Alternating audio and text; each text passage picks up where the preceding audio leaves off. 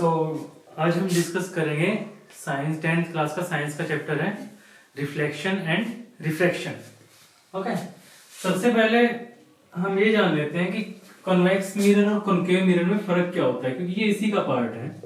Convex mirror and concave mirror.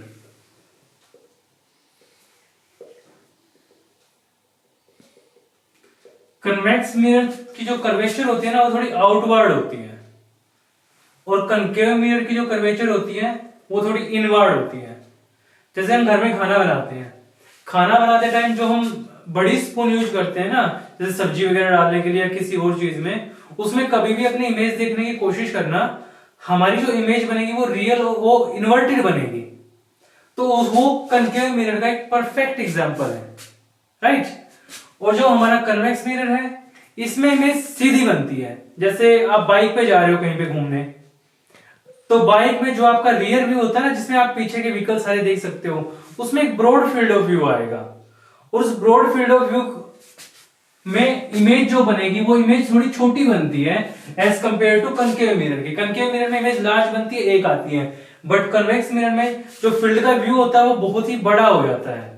इसलिए हम vehicles वगैरह में कन्वेक्स मिरर को यूज करते हैं, ताकि पीछे आते हुए ट्रक, बस, ट्रैक्टर, कुछ भी चीज बहुत ही क्लियरली ज्यादा अमाउंट में हमें दिखे और हमें कोई प्रॉब्लम ना आए।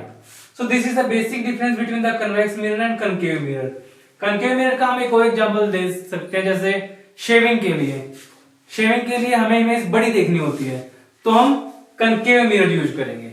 ओके, अभी हम इनमें डायग्राम्स को डिस्कस कर लेते हैं, जो कि बोर्ड पॉइंट ऑफ व्यू से बहुत ही ज्यादा इंपॉर्टेंट है। लेट अस टेक कि ये हमारा कॉनकेव मिरर है। ओके,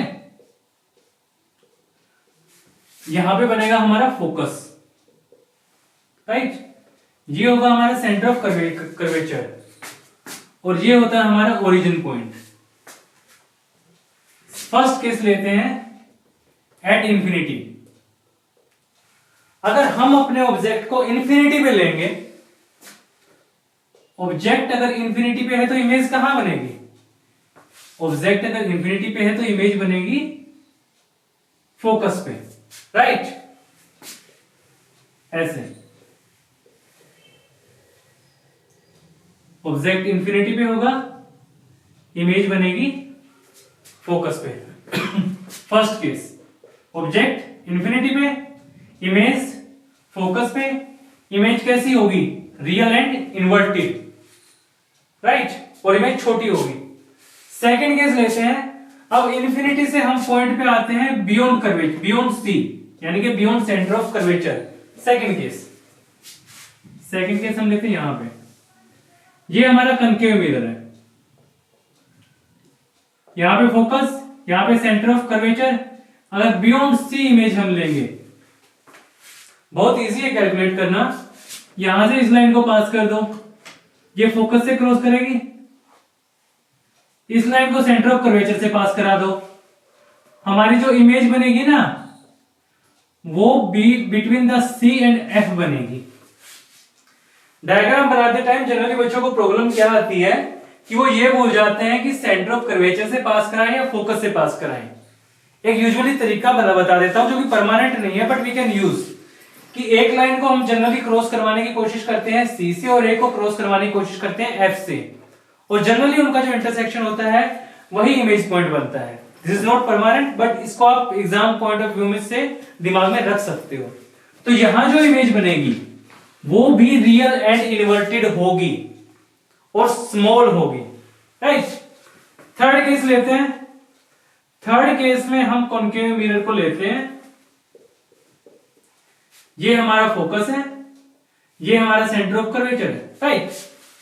सेंटर ऑफ कर्वेचर में जब हम ऑब्जेक्ट को रखेंगे, this is the only case जिसमें इमेज बिल्कुल इसके नीचे बनेगी और सेम साइज होगा। यहां पे भी इमेज छोटी बनी थी, यहां पे भी इमेज छोटी बनी थी, लेकिन यहां पे जो इमेज का साइज होगा वो बिल्कुल सेम होगा, बिल्कुल सेम। इस वाले पॉइंट पे जो इमेज बनेगी, राइट।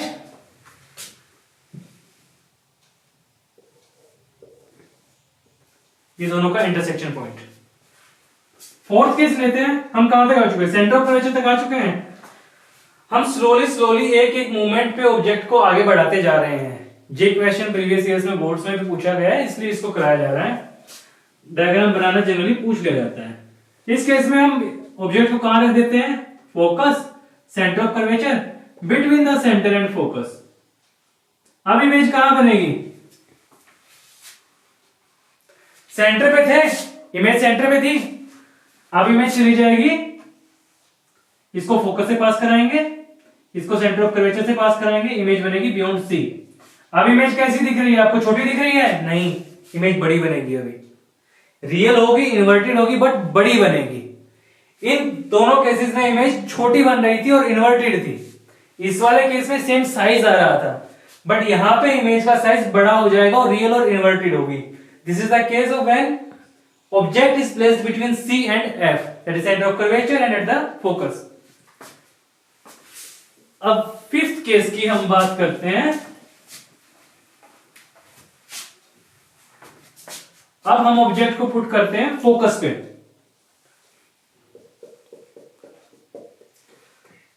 आप लोगों को याद करने की ट्रिक बता देता हूं। अगर हम फोकस पे ऑब्जेक्ट रखेंगे, इमेज कहां बनेगी, जब इंफिनिटी पे ऑब्जेक्ट रखा तो इमेज बनी फोकस पे। अब जब फोकस पे ऑब्जेक्ट को रख रहे हैं तो इमेज बनेगी इंफिनिटी पे, राइट।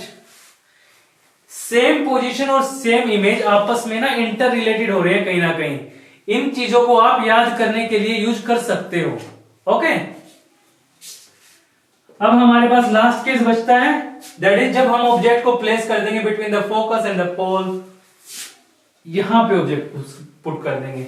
इस केस में इमेज का साइज और बड़ा हो जाएगा पीछे वाले केस से, यानी कि जब ऑब्जेक्ट को पुट किया गया था फोकस और सेंटर ऑफ कर्वेचर के बीच में, उससे बड़ा साइज अब हो जाएगा। अब हम ऑब्जेक्ट को पुट करते हैं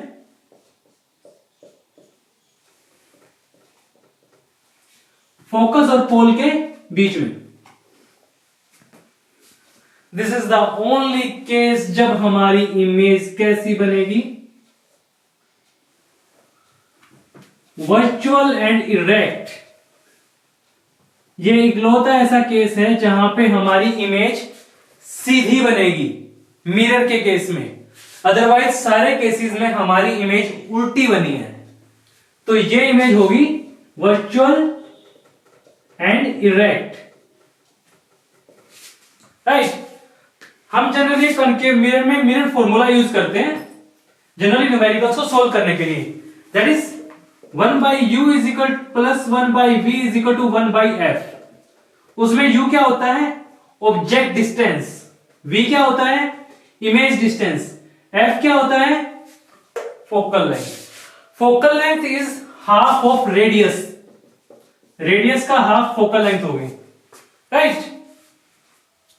इसके अलावा हम एक और फॉर्मूला यूज करते हैं इसमें, h'/s is equal to v/u, is minus v/u. h' is height of image and h is height of object and v is the image distance and u is the object distance. एक numerical करा देता हूं आप लोगों को ताकि doubt clear हो सके थोड़ा सा।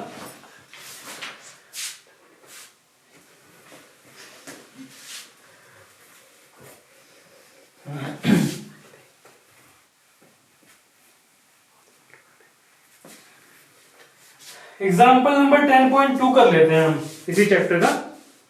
इसमें हमें ऑब्जेक्ट डिस्टेंस दी गई है 4 सेंटीमीटर, ऑब्जेक्ट का साइज दिया गया है 4 सेंटीमीटर। ऑब्जेक्ट के साइज को किससे रिप्लेस करेंगे, h से।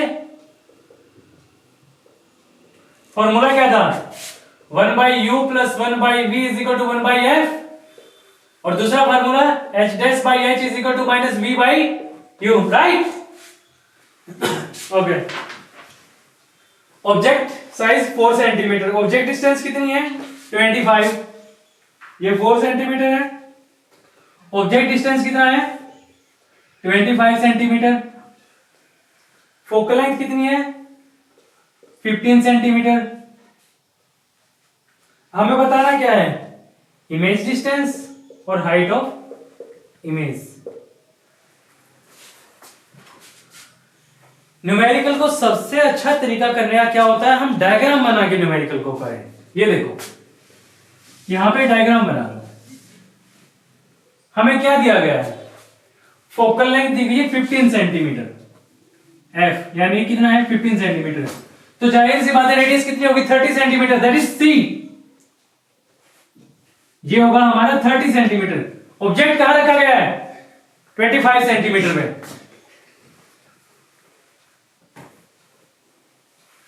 ऑब्जेक्ट रखा गया 25 सेंटीमीटर में, यानी कि ऑब्जेक्ट कहां है, between the centre of curvature and focus. तो इमेज कहां बनेगी, इमेज बनेगी बियॉन्ड सी। ठीक है, इमेज रियल और इन्वर्टेड होगी और बड़ी भी होगी। हम इसको न्यूमेरिकली सोल्व करके देख लेते हैं, राइट। 1/v + 1/u = 1/f वाला फॉर्मूला अप्लाई करेंगे। अब ऑब्जेक्ट कहां रखा गया है, ये ओरिजिन वाला पॉइंट होता है, ऑब्जेक्ट को लेफ्ट में पुट किया गया है, हम u को माइनस लेंगे, फोकस को माइनस लेंगे।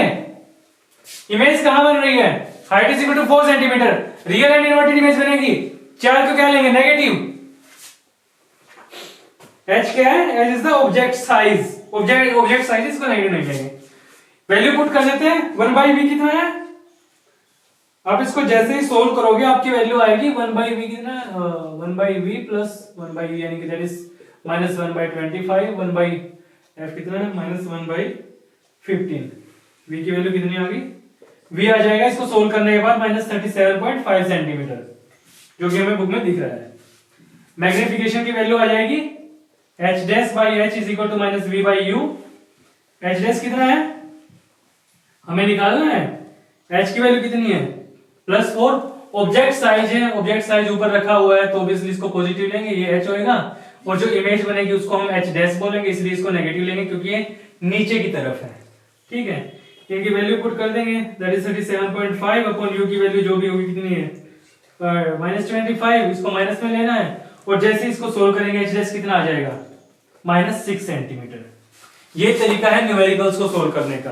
Okay, so this is all about reflection and refraction. इसके अलावा अगर आपको साइंस के इस चैप्टर में कोई भी डाउट है या पूरी साइंस की बुक में कोई भी डाउट है 9th 10th, तो आप मेरे से डाउट पूछ सकते हैं, कमेंट सेक्शन में कमेंट कर सकते हैं। Thank you.